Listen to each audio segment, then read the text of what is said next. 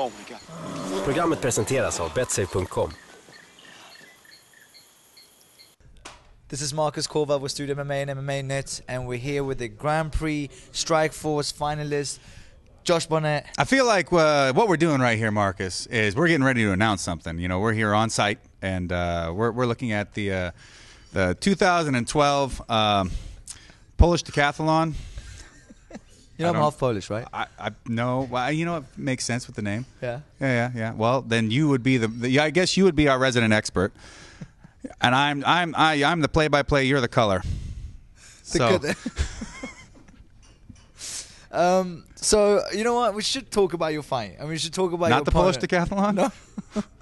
No, the Polish No, I've never even been to Poland, so I can't say much about Poland. Okay. But I'm not even going to talk to you about the fight, because we know what you're going to do. You're going to go in there and you're going to beat him up and you're going to win and all that. But I am going to talk to you about sitting, having breakfast with your opponent, sitting next to each other, which was the most interesting and fun press conference we've seen. Yeah. And you're a cool guy, he's a cool guy, but you're going to go in there and you're going to fight each other. Yes. You're going to punch each other in the face. Yeah. No, I mean, that's sort of that's kind of the nature of this game, isn't it? You know, face punching and so on and so forth. Kind of. Yeah. Kind of. But still, I understand that it's a profession, but still, you are going to go in there and throw down. Mm-hmm. How is it to sit there next to the guy and talk wrestling? Well, you know, right now, we're not fighting. Right. You know, we're doing press. Today is the day that we make the most of our opportunity and our personalities to the press, and we answer the questions the best we can, and there you go. But fight day, different story. Right. So you turn it on and off? Pretty much. You know, I'm not walking around looking to swing on everybody every time I go outside. Luckily. Or maybe. But did you realize how cool of a guy he is? Yeah, well, I've known him since way early in this tournament when he wasn't necessarily even involved.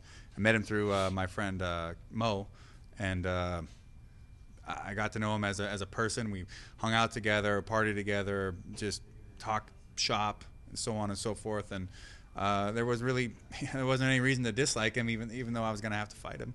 That's true. So it's 15 minutes. Well, wait, it's going to be 25 minutes, where you're going to have to turn it on. Yeah. 25 minutes or less. Hopefully it's a lot less than 25, but yeah. Is that a prediction? Well, that's the way I go for it. You know what I mean? I don't know how long this fight's going to take, but I know I don't intend to let it go to length. Right.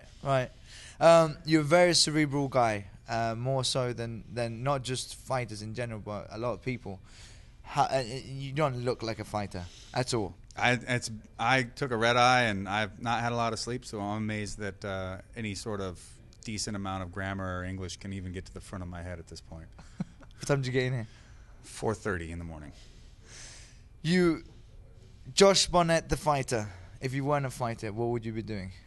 And you know, I've heard this question so often that I'll give you a serious answer, and that is I don't know who that person would be, because that wouldn't be me.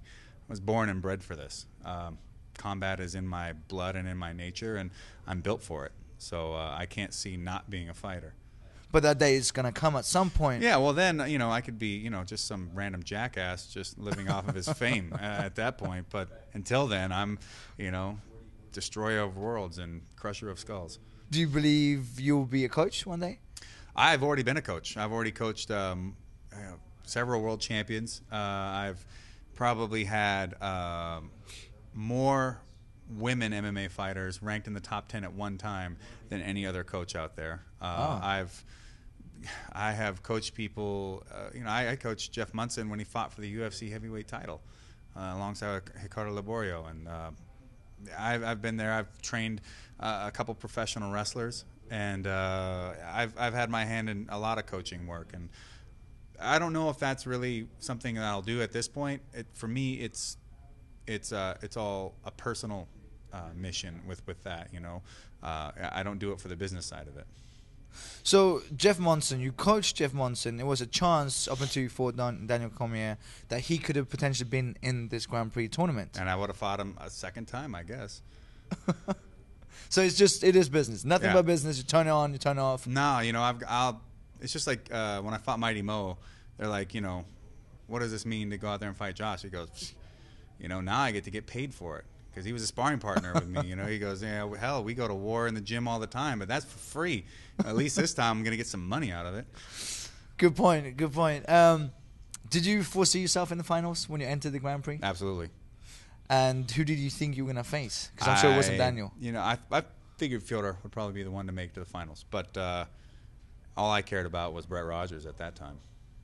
And Overeem pulling out, were you disappointed not having to face him? I was surprised, but you know what? C'est la vie. C'est la vie. And Saturday night, because that would potentially be a matchup for you in the future. Mm-hmm. Who do you think is going to win? Even though they are a little lighter, but they're both, well, at least Jones. Oh, really? I don't think I'm going to end up fighting those guys ever. You don't think Jones can make it? I think they can all, you know, eat pumpkin pie and ribs and drink, you know, sugary drinks, and I don't know. You don't think Jones is? I mean, they could stuff themselves with every cheese-filled product in the world and get up and be a heavyweight if they wanted to, or even just not cut weight and come in on the lighter side of things. But I don't really. I mean, I don't see a reason for them to do it, and you know, money talks. And honestly, I don't know.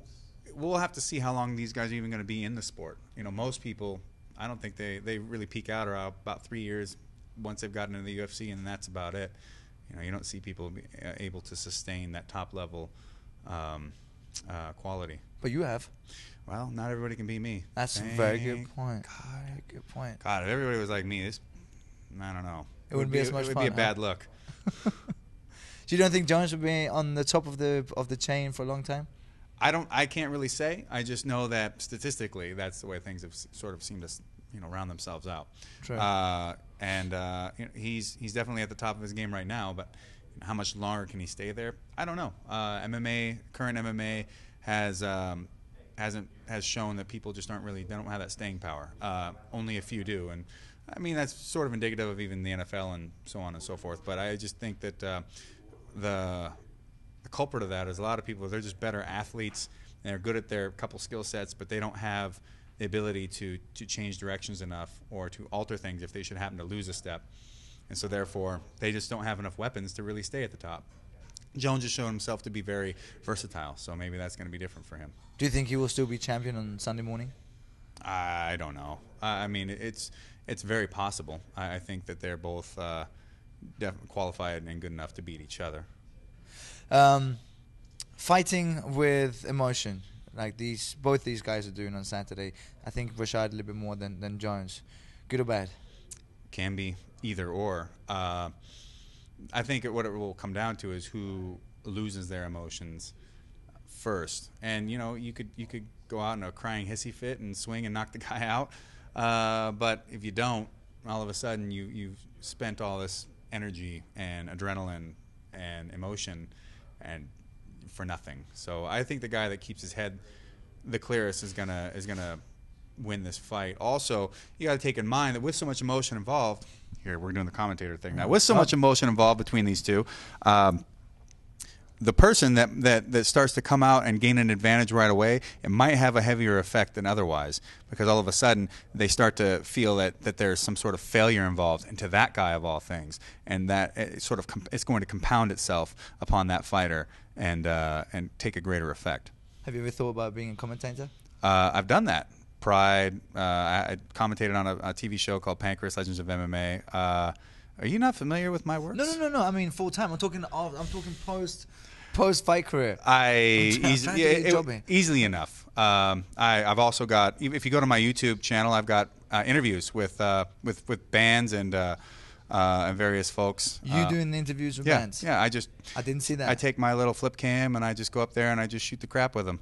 There's an interview up there on my YouTube with Charles Elliott of Abysmal Dawn. He's the lead singer and lead guitarist I took before one of their shows, and then after a Goat Horse show in February, I did a 3-part interview. Basically, I chopped it up because it was over 30 minutes of all of us just hanging out after the show, getting their different views on things on their new album, so on and so forth. Heavy metal. You do like heavy metal? Well, yeah, I love heavy metal, but I mean, it could be anything. I've got friends. I've actually already got like at least 3 or 4 interviews just lined up. It's just a matter of the time to do it. And I'll admit, I get to take advantage of a little bit of my celebrity with that. But nonetheless, I feel like I'm pretty good at getting people to be natural with me and to show a side of themselves that they probably wouldn't with somebody. What's the side of yourself that you don't normally show other people? My backside. What else do you do when you don't fight and do interviews? Well, you know, I do the usual things. You know, I drive fast, I chase girls, and drink heavy.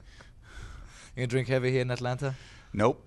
No, not have a drop of sauce for over 6 weeks. You know, now's not the time. I got business to take care of, you know, and that wouldn't be very professional of me. Business on May 19th for the Grand Prix heavyweight title. Josh Barnett, thank you very much. You're welcome. Thank you. Oh my God. Programmet presenteras av Betsay.com.